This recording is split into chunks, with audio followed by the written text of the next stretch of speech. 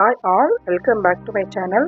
நம்ம சேனலில் law of அட்ராக்ஷனை பற்றி பார்த்துட்ருக்கோம். லாஸ்ட் வீடியோவில் குறிக்கோள்களும் வெளிப்படுத்துதலும் அப்படிங்கிற ஒரு வீடியோ போட்டிருக்கேன். நமக்கு என்னென்ன குறிக்கோள்கள் இருக்கும், அந்த குறிக்கோளை நோக்கி போகும்போது நமக்கு என்னென்ன தடைகள் வரும், அந்த தடைகளை ஓவர் கம் பண்ணுறதுக்கு என்ன பண்ணலாம் அப்படிங்கிறது ஷேர் பண்ணியிருக்கேன். பார்க்காதவங்க பார்த்துட்டு வாங்க. இன்றைக்கி பார்க்க போகிற டாபிக் என்னென்னா எண்ணங்களும் உணர்வுகளும்.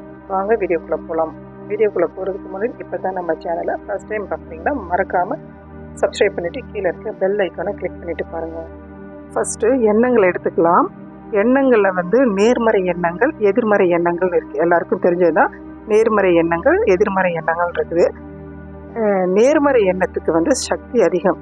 எதிர்மறை எண்ணத்தை விட நேர்மறை எண்ணத்துக்கு சக்தி அதிகம். அப்போது நம்ம நேர்மறை எண்ணத்தோடு இருக்கணுமா, எதிர்மறை எண்ணத்தோடு இருக்கணுமா, நமக்கு நல்லது நடக்கணுமா, கெட்டது நடக்கணுமா? எல்லாருமே நல்லது தான் கேட்போம். ஆனால் மனசுக்குள்ளே எதிர்மறை எண்ணத்தை வச்சுக்கிட்டு எனக்கு எல்லா விஷயமும் நடக்கணும்னா எப்படி நடக்கும் சொல்லுங்கள்? கண்டிப்பாக நடக்கவே நடக்காது.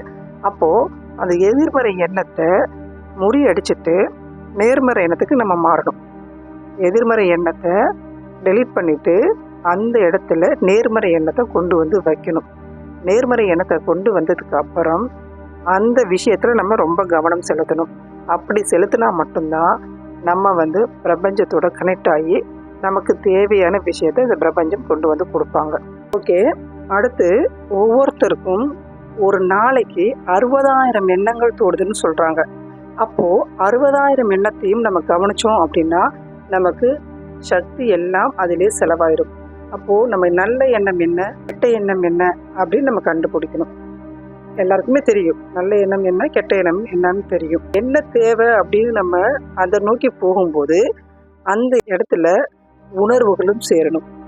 எண்ணமும் உணர்வுகளும் சேரும்போது பிரபஞ்சத்துக்கிட்ட சீக்கிரமாக போய் சேர்ந்துடும். உண்மை அதுதாங்க. நம்மளுடைய எண்ணமும் நம்மளுடைய உணர்வும் எங்கே சேருதோ விஷயம் பிரபஞ்சத்தை ஈஸியாக அடையிறதுக்கு ஒரு வழி. அப்போது அதனால தான் சொல்லுவாங்க, விஷுவலைஸ் பண்ணும்போது உணர்ச்சி பூர்வமாக பண்ணணும்னு சொல்லுவாங்க.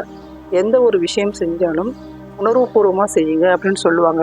காரணம் இதுதான்.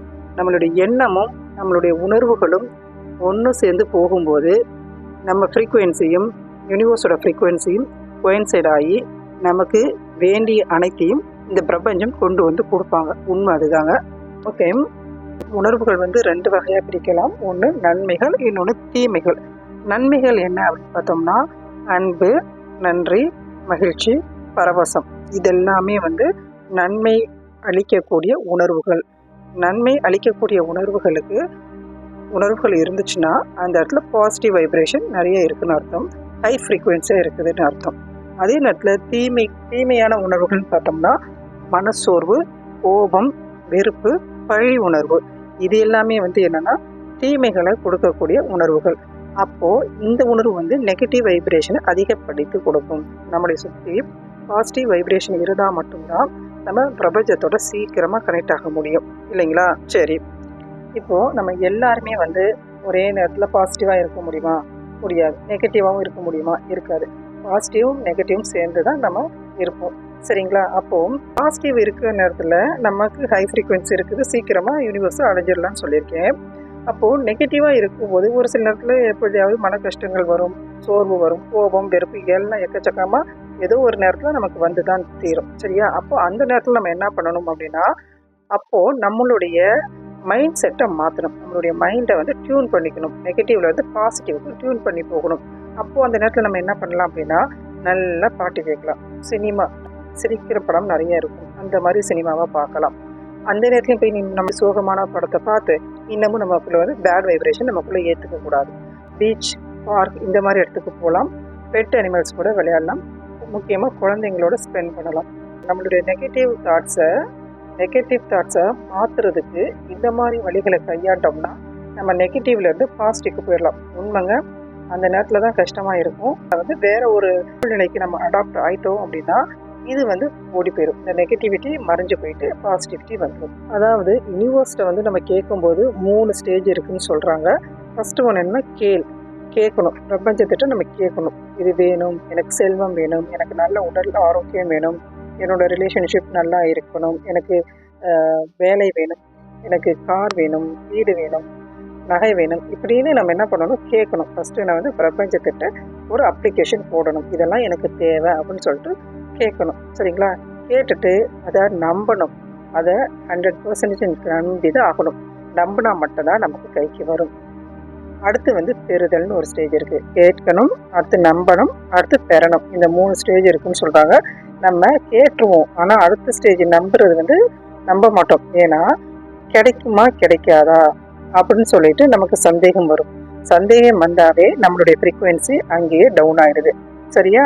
விஷயம் பண்ணாலுமே உடனே கைக்கு வராது. இப்போ ஒரு பேபி வயிற்றுல இருந்து வளர்ந்து 10 மாதத்துக்கு அப்புறம் தான் வெளியில் வருது. அப்போ அந்த 10 மாதம் அங்கே என்ன நடக்குது, அதோட வளர்ச்சி நடந்துகிட்டு இருக்குது. அப்போ அந்த வளர்ச்சி வந்து அது தேவை. வெளி வரும்போது அந்த வளர்ச்சி எல்லாம் அந்த குழந்தைக்கு தேவைங்கிறனால தான் ஒரு 10 மாதம் கால அவகாசம் இருக்குது. அதே மாதிரி தான் நம்மளுடைய குறிக்கோள் அடையும் போது இந்த மாதிரி கால அவகாசம் இருந்தால் மட்டும்தான் நமக்கு அது நல்லபடியாக நம்ம கைக்கு வந்து சேரும். இல்லைன்னா சந்தேகம், ஏமாற்றம் எல்லாம் வரும்போது அப்போ நம்ம என்ன சொல்லிக்கணும் அப்படின்னா, நான் கேட்டது வந்து கொண்டே இருக்கிறது, நான் கேட்டது இந்த பிரபஞ்சம் எனக்கு அனுப்பி கொண்டே இருக்கிறது, என் கைக்கு வந்து கொண்டிருக்கிறது அப்படின்னு உறுதியாக நம்ம சொல்லணும். எண்ணமும் உணர்வும் சேர்ந்தால் மட்டும்தான் நம்ம வந்து பிரபஞ்சத்தோட கனெக்ட் ஆகி நம்மளுடைய குறிக்கோள் ஈஸியாக நம்ம கைக்கு வரும். சப்போஸ் எண்ணம் எண்ணிட்டு உணர்வு அந்த இடத்துல வந்து இல்லை அப்படின்னா நமக்கு அந்த குறிக்கோள், நம்மளுடைய லட்சியம் வந்து கிடைக்கிறதுக்கு போதுமான அளவுக்கு அதுக்கு சக்தி இல்லைன்னு தான் சொல்லணும். அப்போது நம்ம ஃபீலிங்ஸையும் நம்ம அதிகமாக கொடுக்கணும். நம்ம உணர்வும் எண்ணமும் 2 சேரும்போது தான் நமக்கு வேண்டிய பொருள் நம்ம கைக்கு வந்து சேரும், இல்லையா? லாஸ்ட் வீடியோவில் சொல்லியிருக்கேன், இன்னைக்கு வாழ்ந்துட்டு இருக்க லைஃப் வந்து நம்ம பாஸ்டில் நினச்சிருந்தது தான்.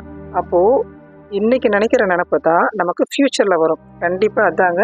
அப்போது இன்றைக்கி போடுற விதையை வந்து நம்ம பாசிட்டிவாக போட்டோம்னா நம்ம கைக்கு பாசிட்டிவாக தான் வந்து சேரும். இன்றைய உங்கள் எண்ணம் மற்றும் உணர்வு உங்களது எதிர்காலத்தையும் உங்களது வாழ்க்கையையும் உருவாக்குகிறது.